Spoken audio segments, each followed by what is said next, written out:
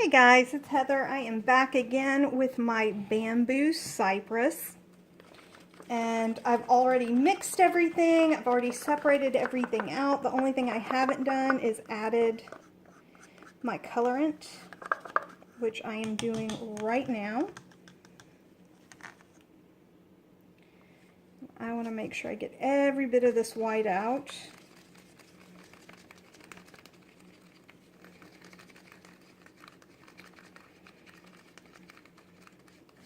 This fragrance has a patchouli in it, and I am not usually a patchouli fan.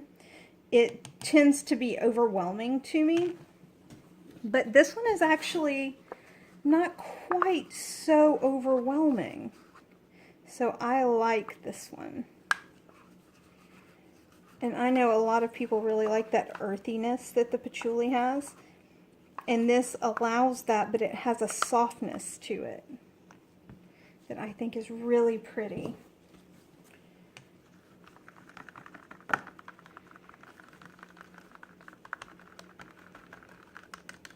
And of course my white is the titanium dioxide. It's the same recipe that I use normally. The only difference is I do not add goat's milk to this one. The goat's milk and the fragrance oil, at least what I've found, don't mix well together. They don't smell. It doesn't smell the same. The final bar doesn't. So I don't add the goat's milk to this one.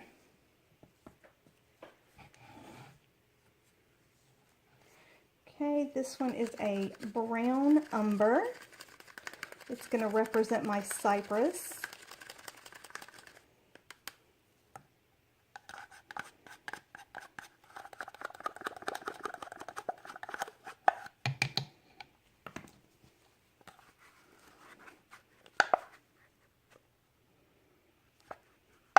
And as I said before, I always mix them with olive oil.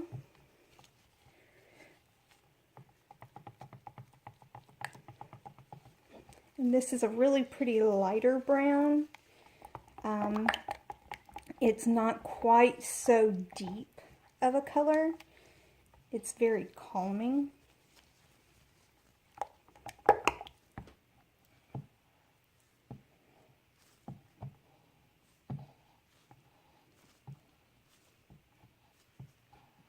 And hopefully the fragrance oil won't discolor at all, but you never know.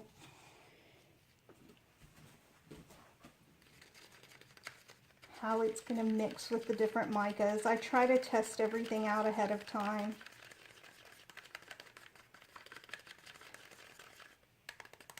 And none of these are new colors. I've used them all before, so they should go really well. This is a green vibrance.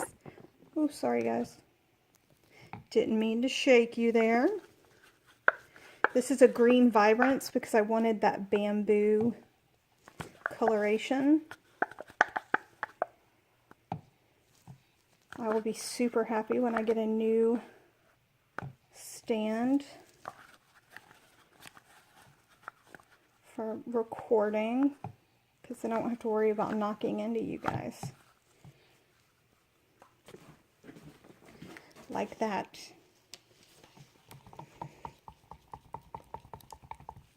And I haven't added my fragrance oil. I always wait until the end. I did add a bit of sodium lactate as usual.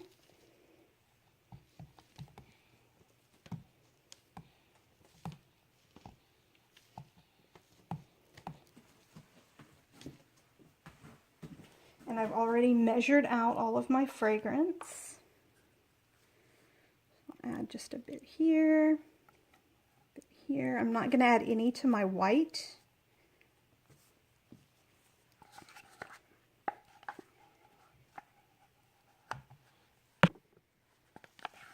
Because it does have a bit of a yellow hue to it, and I do not want that to change the white color.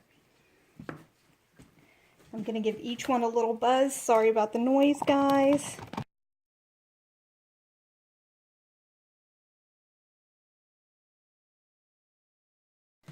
All right.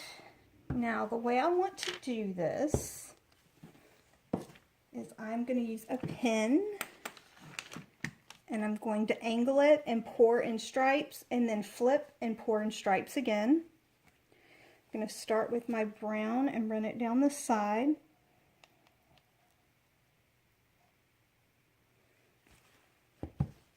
And then a little bit of white.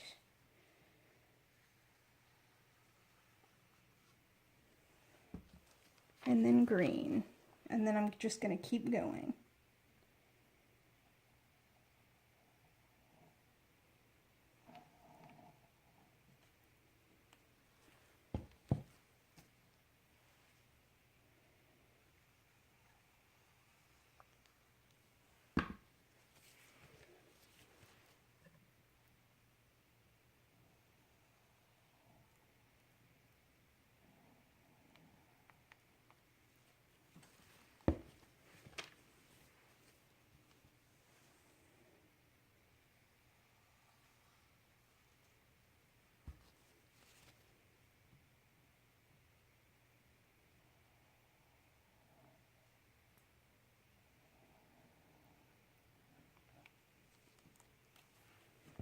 Okay, and then I am going to flip it around and do it that way.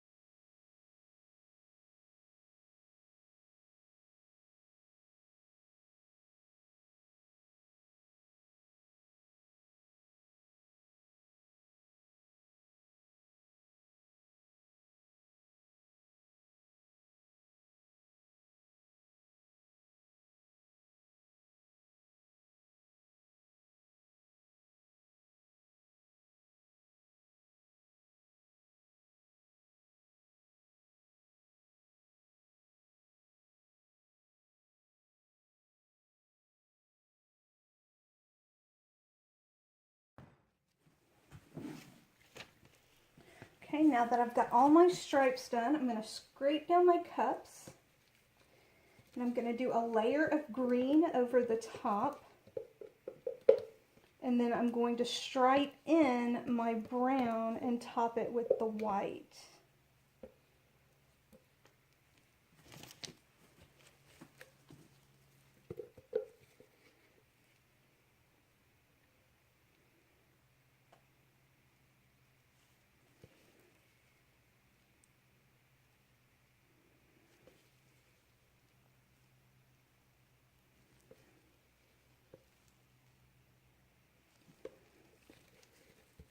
And I will tell you, just a side note, I love using these cups. You'll see them in quite a few videos because I then don't have to even technically eyeball anything because you can see the lettering from the inside of the cup. And so when I'm separating out my batter for the individual colors, I can know how close to even I have by where everything lines up on the inside of each cup. It's sort of my cheat for separating my batter and not having to weigh it out exactly.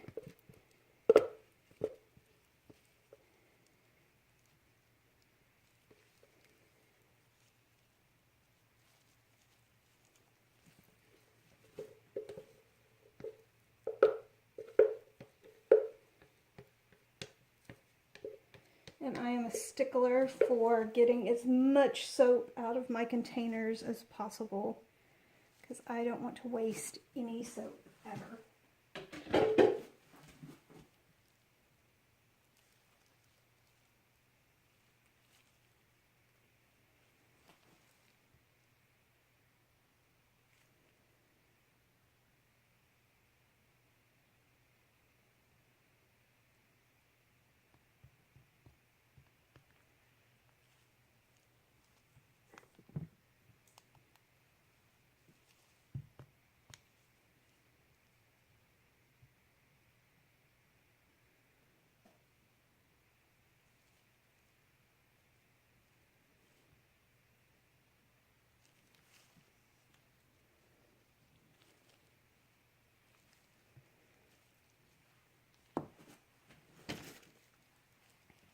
let me kind of tap that down. Sorry about the noise.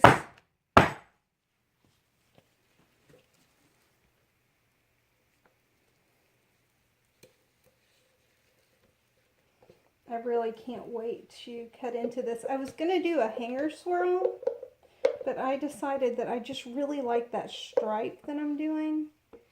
And I didn't want to change that up.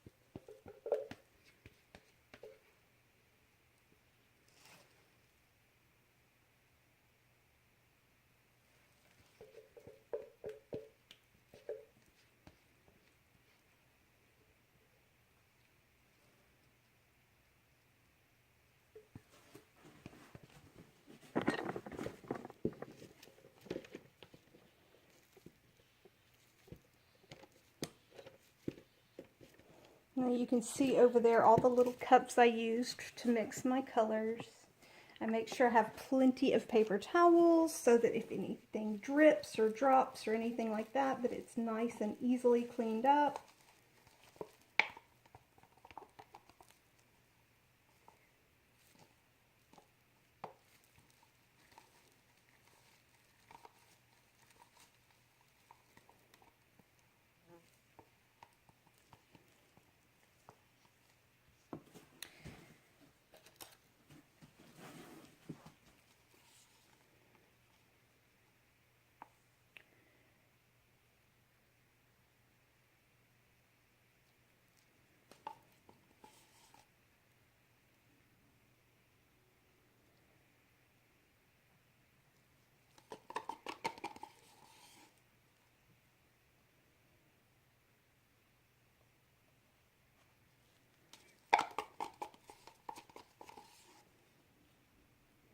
I think I'm going to have just enough soap left over for a little sample soap.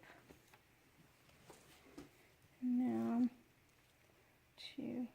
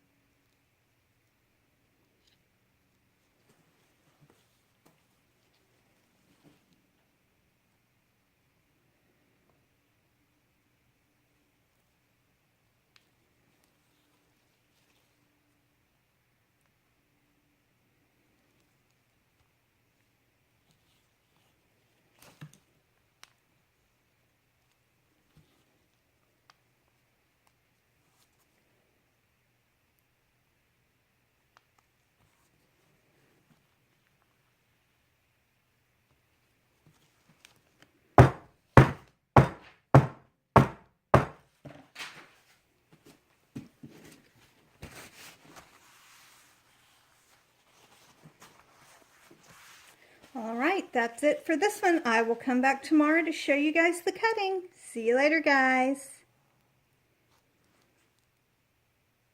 smells delightful. I mean, really, really delightful. And I'm just trimming up the edges. I want to make them as even as I can. The reason I trim these, I think I talked about it in my last video, I just want it to be a little neat. I don't like it when the soap kind of pops up over the edges, but I still want it to stay rustic. So I like the kind of little bumplies that you get on the sides.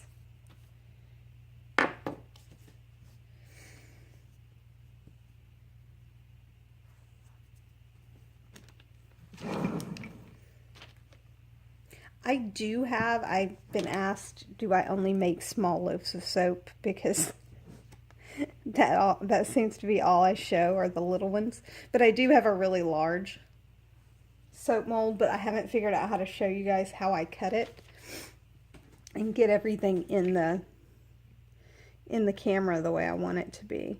Now this may still be a little too soft to cut, so we'll do a little test here and see.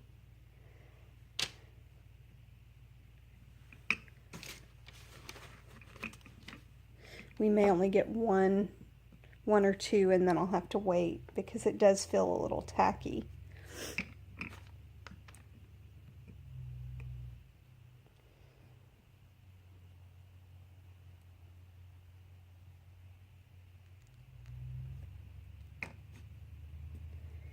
There we go. My bamboo cypress. That turned out really, really well. I am really excited about that. And I'm glad that I decided on the white. I was just going to do the brown and the green, but that white makes it stand out really well. I'm going to check my weight. 5.10. These will probably end up being 4.5 ounce soaps. But they are really, really pretty soaps. Let's see if I can get any more.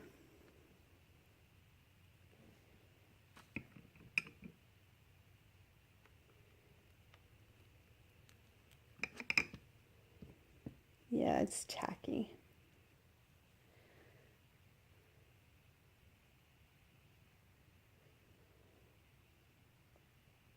And the top turned out really, really pretty. So I am excited, you guys. These will be ready in 4 to 6 weeks. I will definitely post a photo on Facebook, on my Facebook page when they're ready. And they will be ready by my December 10th show for sure. And this is Heather from H&P Artistry wishing you luck, love, and a really great day, guys. Bye.